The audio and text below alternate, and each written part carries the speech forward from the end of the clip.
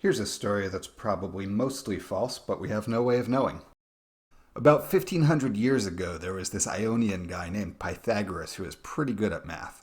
He was so good at math, in fact, that he decided to found a cult where initiates could learn the secrets of the universe and also presumably some math from him while they were at it, which apparently was just like a normal thing to do for mathematicians back then.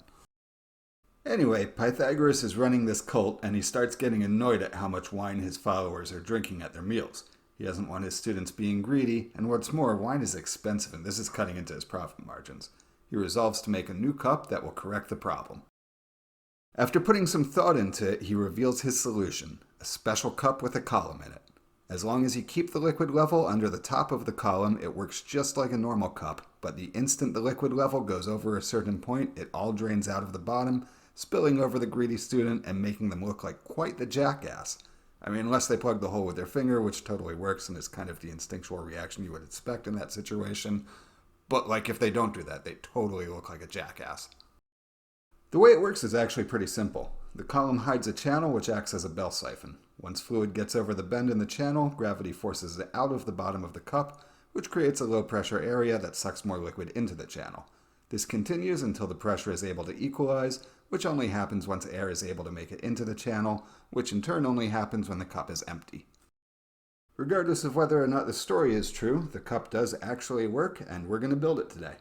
Start a new sketch on the front plane and name it Cup Profile. Much like last time, we're going to sketch out our cup from the side and revolve it out into the shape that we want. Draw a 60mm circle on the origin point. Draw a 70mm circle about 75mm above it. Draw a 30mm circle directly between them to connect them. Grab your line tool and cut the bottom circle in half horizontally. While we have this selected, let's also cut the entire thing in half vertically. Sketch a 2-point rectangle to extend the top circle by about 15mm. Switch to the scissors and snip away all of these extra lines. Leave the line separating the top of the cup from the bottom though, as we'll need that to hollow it out. Grab your offset tool and create a 2mm offset of the top part of the cup. Use the line tool to draw a line from the inside upper left corner to the line immediately above it. Cut away the top with the scissors, and then use the fillet tool to round out the edges. Next we'll build the column in the middle. Draw a 20mm circle close to the top of the cup, and then use the line tool to draw a line going straight down from the left side of it. Cut away the excess with the scissors, and then use the fillet tool to smooth out the edges.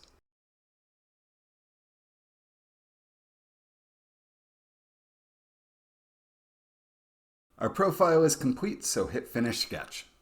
Grab the Revolve tool, select all three parts of our cup for the profile, and select the vertical line in the middle for the axis. We now have a cup with a column in the middle of it, but we need to cut a channel into it for this to work. For that, we'll use the Sweep tool. The Sweep tool takes a shape and sweeps it along a defined path. Think of it kind of like a fancy version of the Extrude tool where you can decide where the extrusion goes. To use it, you just need to give it a profile, which can be any closed-in shape, and a path. We'll start by drawing the path we want. Create a new sketch on the front plane and name it Channel Path. This is going to be easier if we can see inside the cup, so let's switch to X-ray mode. Click Display Settings at the bottom, then Visual Style, then Shaded with Hidden Edges. If you're more keyboard-oriented, you can also just hit Ctrl+7.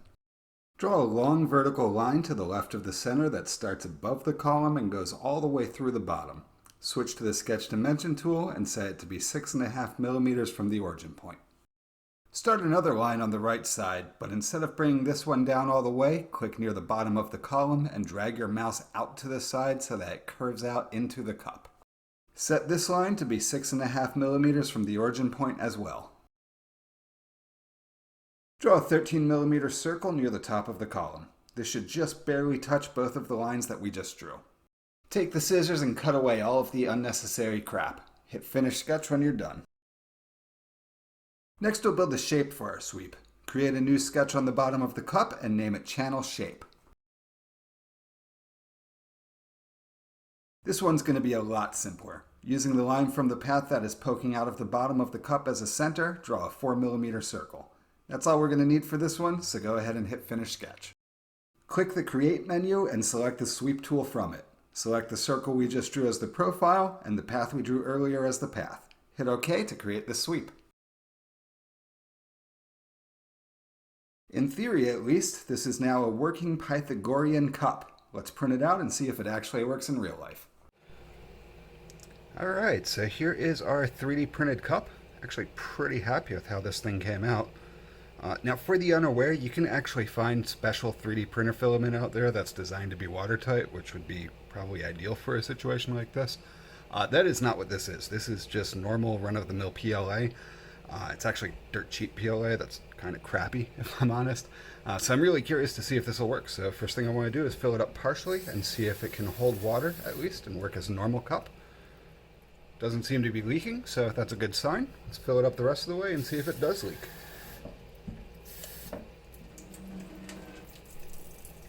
And there we go.